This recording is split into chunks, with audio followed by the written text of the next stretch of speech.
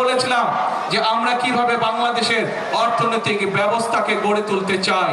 31 দফার মধ্যে আমরা বলেছিলাম যে আমরা কিভাবে বাংলাদেশের স্বাস্থ্য ব্যবস্থাকে গড়ে তুলতে চাই দেশের জনগণের স্বাস্থ্য সুবিধার জন্য। আমরা 31 দফার মধ্যে বলেছিলাম যে বাংলাদেশের শিক্ষা ব্যবস্থাকে কিভাবে আমরা ধীরে ধীরে গড়ে তুলতে চাই। আমরা বলেছিলাম সেই 31 দফার মধ্যে বাংলাদেশের মানুষের কর্মসংস্থানের জন্য কিভাবে দেশে শিল্প কলকারখানা সহ আমরা দেশের মানুষের বিভিন্ন রকমের তাদেরকে ট্রেনিং প্রদান করার মাধ্যমে আমরা একটি এমন অবস্থা গড়ে তুলতে চাই, এমন পরিবেশ গড়ে তুলতে চাই যেখানে আমাদের বেকারদের কর্মসংস্থানের ব্যবস্থা হবে।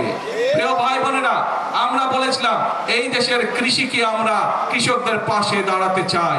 আমরা বলেছিলাম 31 দফার মধ্যে যে আমরা বাংলাদেশের অর্ধেক জনগোষ্ঠী হচ্ছে নারী, সেই নারীদেরকে অর্থনৈতিকভাবে স্বাবলম্বী করার জন্য আমরা তাদের পাশে দাঁড়াতে যাই।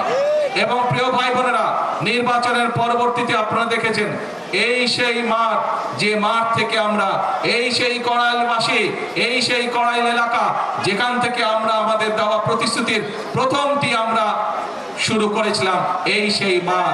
অর্থাৎ আমরা যে বাংলাদেশের মানুষকে বলেছিলাম, বাংলাদেশের মা বোনদেরকে আমরা বলেছিলাম যে আমরা ফ্যামিলি কার্ড দেব, সেই ফ্যামিলি কার্ডের সবচেয়ে প্রথম কার্যক্রম এই সেই মাঠ যেখান থেকে আমরা শুরু করেছি।